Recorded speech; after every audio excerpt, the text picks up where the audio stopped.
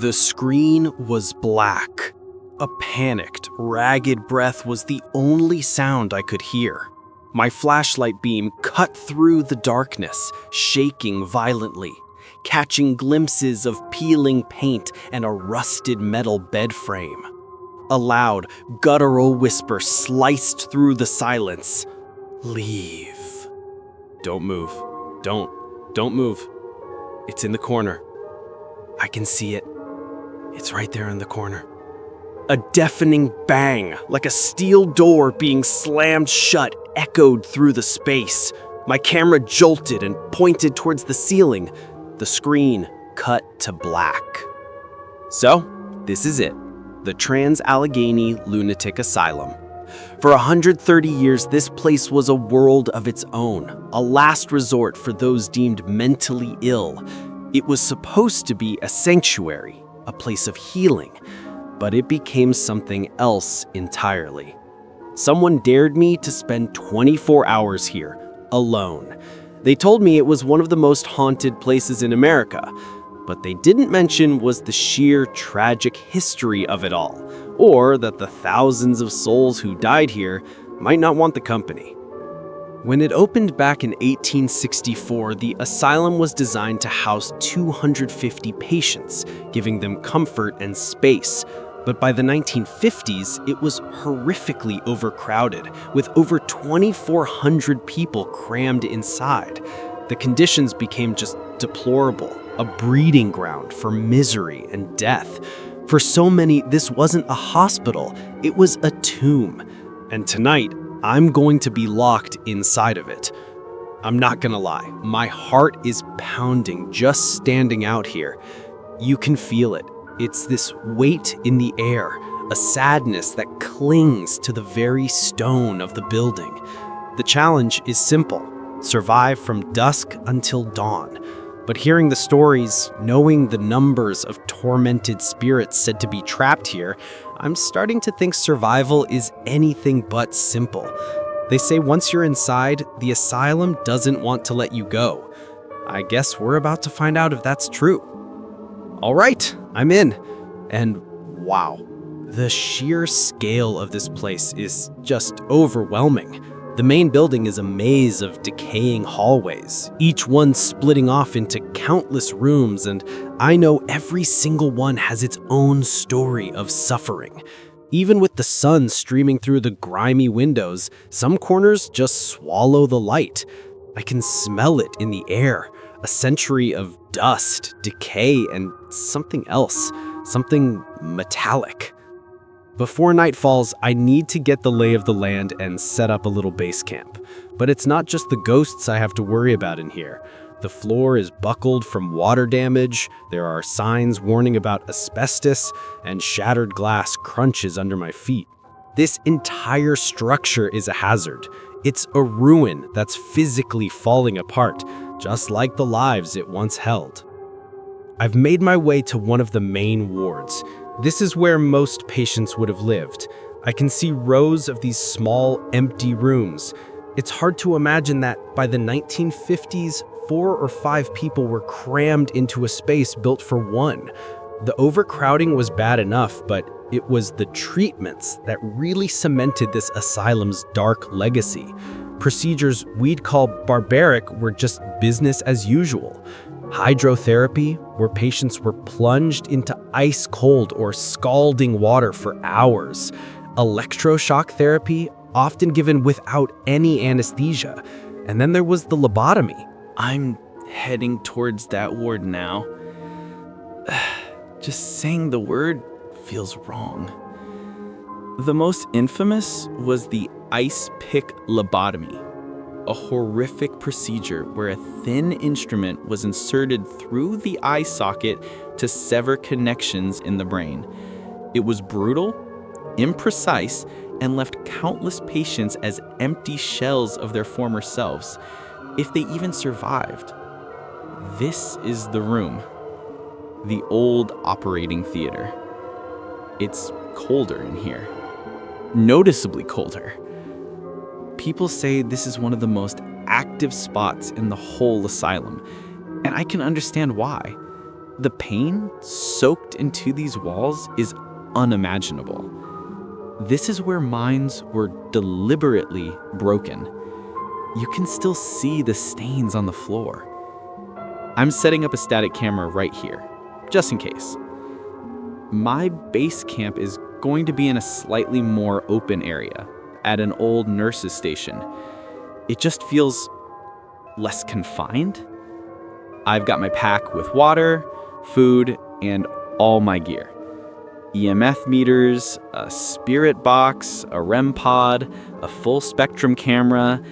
If something's here, I want to catch it. But a big part of me is starting to wonder if that's a good idea. The sun is setting, the shadows are stretching out, and soon it's just gonna be me in the history of this place in the dark. The last sliver of sunlight just disappeared, and the feeling inside this building changed instantly, like a switch was flipped. The silence is different now. It's heavier. Every creak of the floorboards, every gust of wind rattling a loose window sounds like a footstep. It sounds deliberate. The temperature has plummeted, and it's not just from the sun being gone. It's a damped, deep cold that feels like it's coming from the stone itself. I'm starting in the Civil War section. Part of this building was used as barracks, and soldiers were treated and died here long before it was a full-fledged asylum. People report hearing cannons and smelling gunpowder in these halls, leftover energy from a different but just as brutal time. I've got my K2 meter out. It's quiet for now. Steady green. Anything above green, especially if it seems to answer a question, could be a sign of paranormal energy. I ask quietly, "Is there anybody in this hallway with me? I'm here to learn your story. I don't mean you any harm." I'm walking slowly down the main corridor. The only light is from my camera and my flashlight, and the beam just gets eaten by the darkness at the end of the hall. It feels like walking into a black hole. Whoa. The lights on the K2 just jumped. It went from green to yellow to orange, right as I passed this doorway. Okay, I'm standing right here. If there's someone in this room, if you made these lights go off, can you do it again? Nothing. Back to green. Maybe it was a fluke. Old wiring can sometimes set these off, but that felt responsive.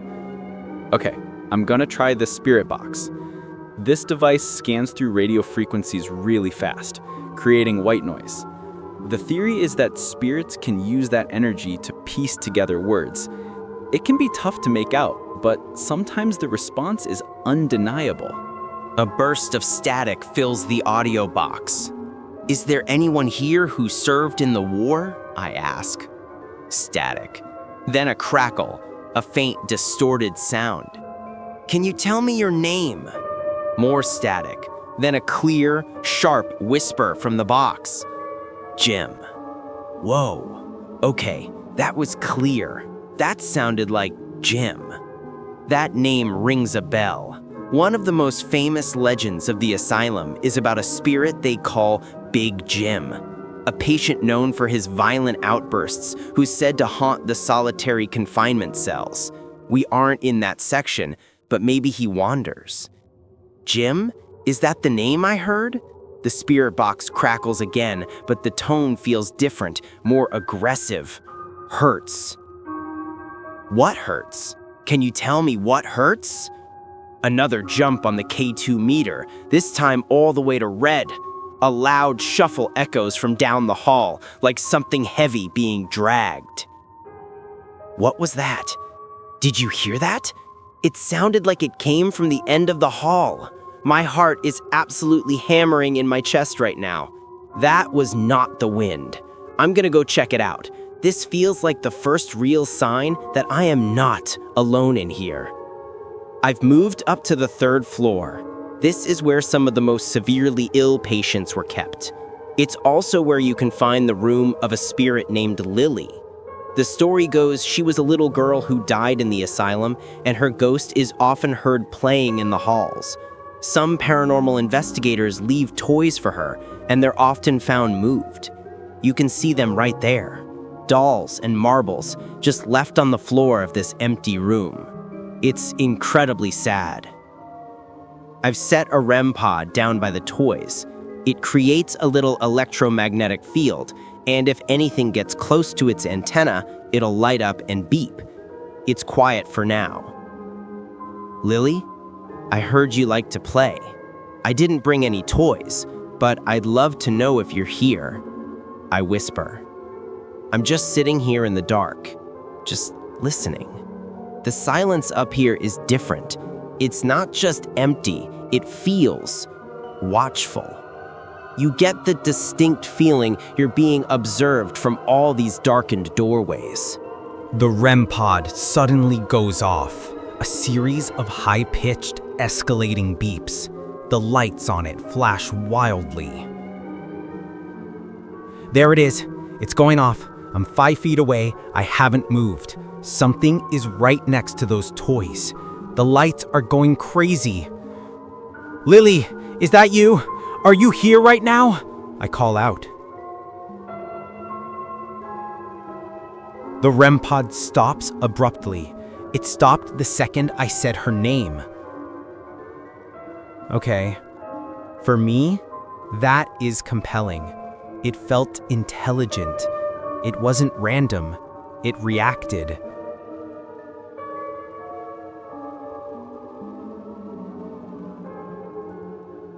The whole vibe just shifted again. That playful, sad energy from a moment ago is gone. It's been replaced by something heavy, oppressive.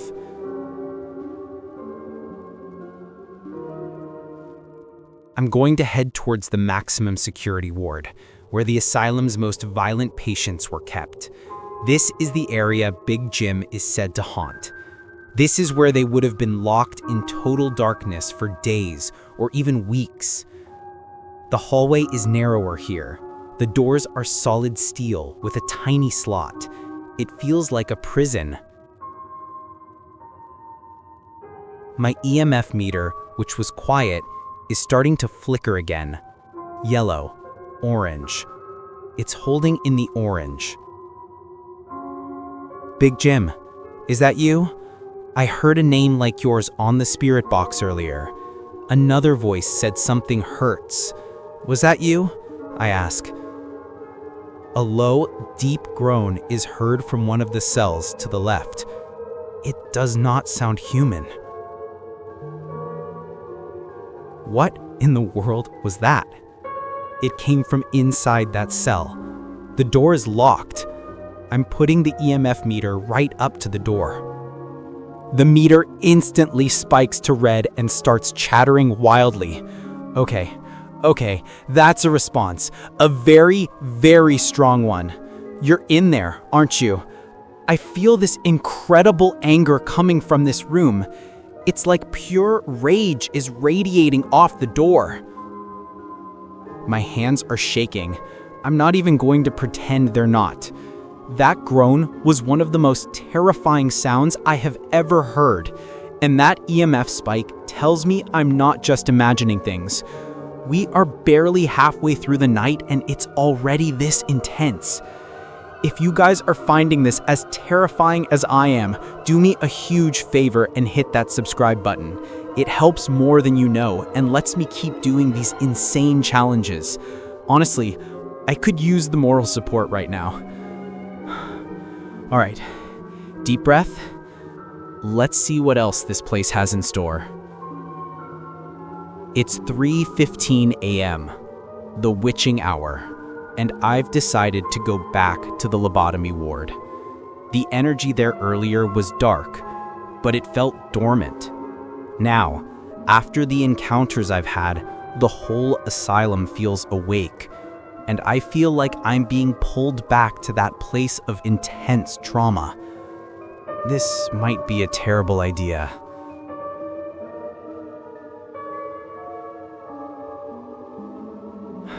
It's even colder in here than I remember. The static camera I set up is still running.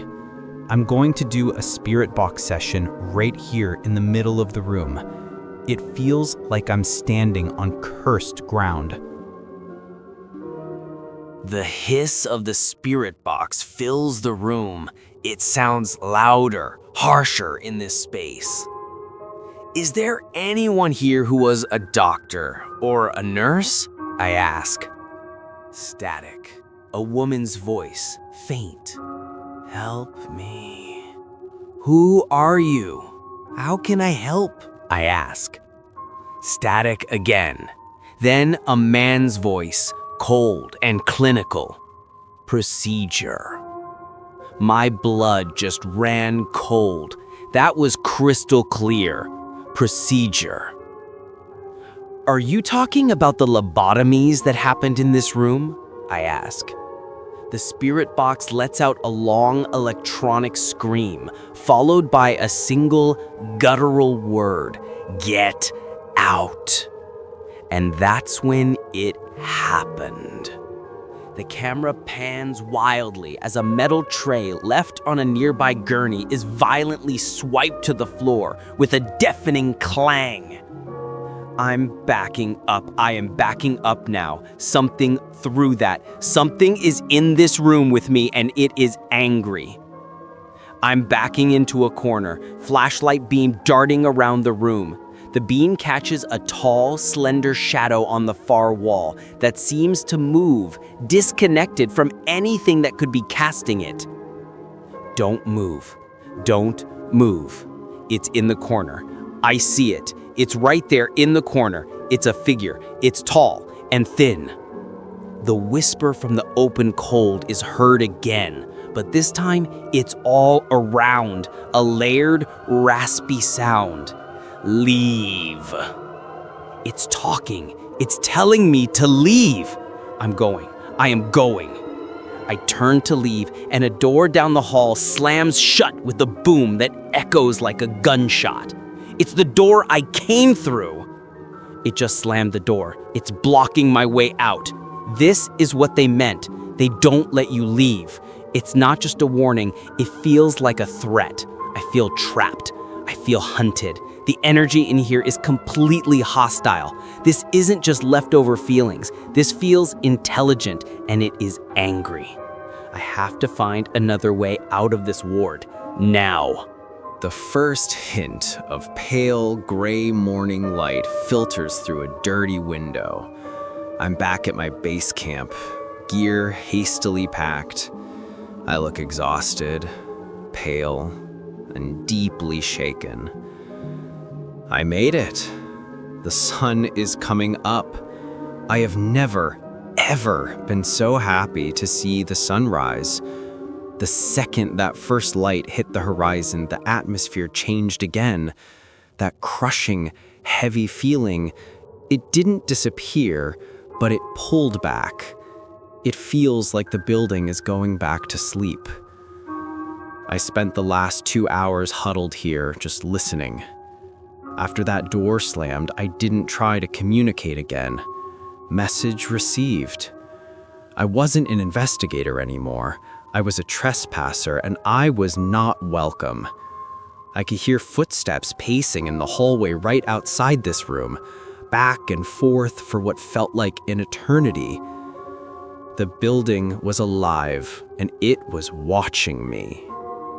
Walking through these halls in the daylight now, it doesn't feel any less terrifying, because now I know what's here. I know what waits for the sun to go down. This place isn't just a collection of ghost stories. It's a monument to suffering, and that suffering has left a permanent, conscious stain.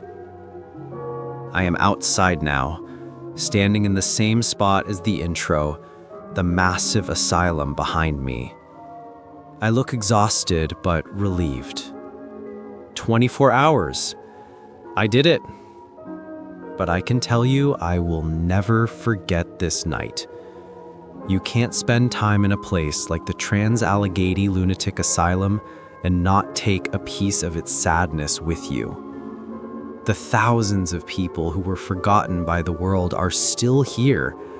They were promised a sanctuary and were given hell, and it seems they never left. I came here to see if the stories were true.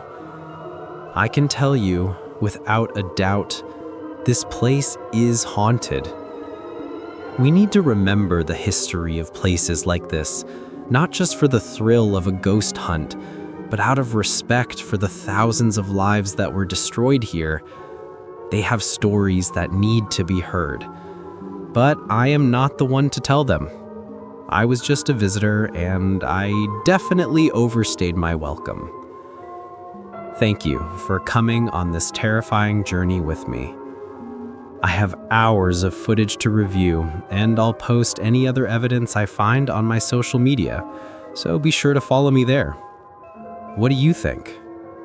What was that voice in the lobotomy ward? What slammed that door? Let me know your theories in the comments. And if you want to see more investigations like this, make sure you're subscribed. Stay safe out there. I'm gonna go sleep for a week.